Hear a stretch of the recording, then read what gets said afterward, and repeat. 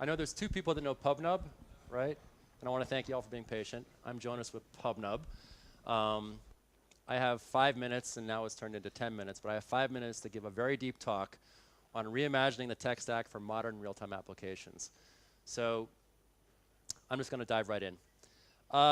If you think about it, every major trend in technology in the last 5 years has been driven by some type of real-time technology. So if you take smart taxi, Ubers, you've got to hail a taxi and monitor where it is, see it on the map, and be able to communicate with the driver. You know, if you think about like collaboration services like Google Docs, you have multiple people editing a document. Maybe it's an IoT situation where you want to control a light bulb. Well, you have to monitor the home and signal the light bulb from your phone. All those types of trends require socket connections open with devices and some type of real-time technology. Now, there's two things that happened in 2016 that made this possible. And there's some really, really nice animations, but I'm going to skip that. The first is, and there was a great animation, in 2000, we've now surpassed 2 billion smartphones in the world today. What that means is that anybody in the world, anybody anywhere in the world can be easily connected to the internet through the palm of your hand. The second thing is that the cost of a Wi-Fi enabled chipset has dropped down dramatically. That chip in 2014 was $25 US. You know, less than 2 years ago, it was about 60 US cents. Now it's a fraction of that, which means that any kind of device anywhere in the world can now be easily connected to the internet, including disposable ones. So if you look at the projections, in a little over a year, we're expecting 30 billion connected devices in the world today. And all of them are going to require that same type of technology we talked about before, being able to connect to them through some type of real-time technology. Now, most of you, and this is a JavaScript meetup, you're all developers, and he did a great presentation, by the way. Most of you are going to try to build it on your own. We see this time and again. So our number is about 75% of developers try to focus their time on real-time infrastructure to solve these types of problems. Where the reality is, you know, you should be focusing on innovation and not infrastructure. So that's what we do. We're offering real-time infrastructure as a service. I'm not here to sell you anything. I'm here to give you some ideas. We've been in this game for about 10 years now. We're really well funded, Cisco, Ericsson, Bosch, SAP, but we sell to developers. And the reason why we got started is that we saw everyone was trying to do the same thing over and over again. So we democratized it. We created a reusable, very robust infrastructure that you as developers can leverage. So the first part, connections. We have over 75 SDKs, including JavaScript, that are really easy to use. It takes about 20 minutes to learn the basic ones. They allow you to create connections between devices. Those connections persist across unreliable connectivity environments. You know, they go in and out of firewalls. They're really, really easy to use. They survive unreliable connectivity environments as well, so if you disconnect, they automatically reconnect. We allow you to deliver messages back and forth between devices, and we put a lot of work into this part of the business. This is the core of the business. It's kind of like a CDN, almost like an Akamai, but for bidirectional messaging, if you know what that means. So we have 16 points of presence worldwide. They all work together to provide very, very low latency for bidirectional messaging. For us, that's a quarter second or less. That's a promise. If you're within 1,000 kilometers of one of our POPs, you're going to get between 30 and 40 milliseconds. And just to give you a sense of what that really means, the blink of an eye is 150 milliseconds. So faster than the blink of an eye to turn the light bulb on, see where a car is on a map, and so forth and so on. Now, beyond that, we built a lot of security and legislative compliance and a lot of reliability.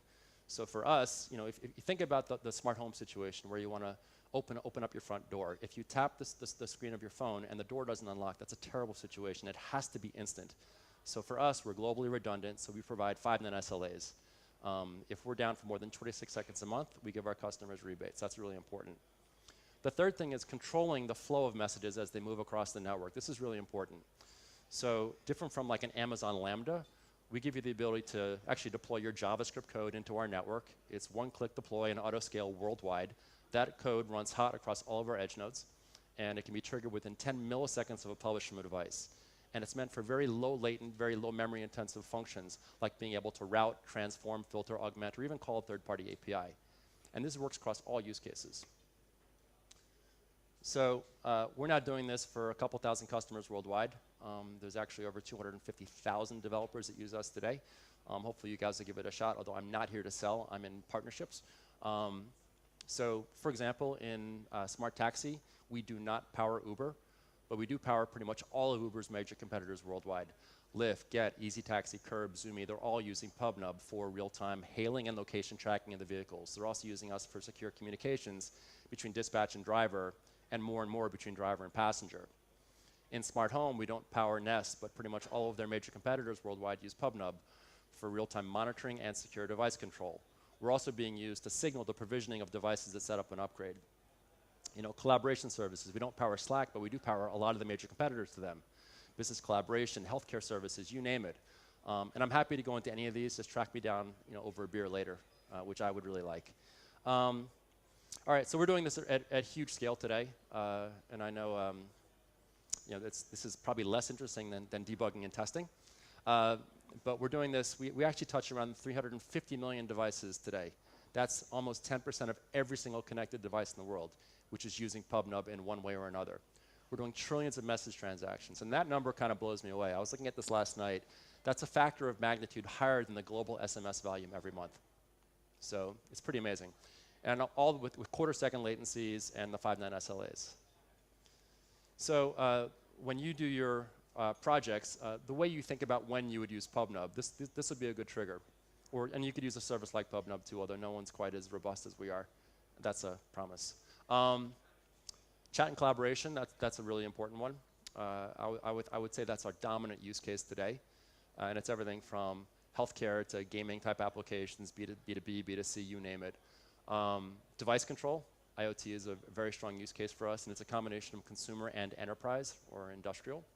And then real-time updates, which includes live mapping applications. If any of those sort of ring a bell, you know, definitely give us a shot. And we're doing all this just to make your lives easier, guys. You know, so you don't have to worry about the infrastructure. You can just worry about the innovation. There's lots of different things that we do around this, but you know, at the end of the day, you know, we are free to trial. All of our SDKs are available on the website. You know, from my vantage point, you know, for your purposes, it's rapid prototyping. You know, you can learn the basic SDKs in about 20 minutes. You can prototype in hours, and the prototype actually becomes the product because they can work at scale. So anyway, I'm Jonas. Thank you for your time. I apologize for the technical problems. Hopefully that was interesting to some level. Any questions? Applause, thanks.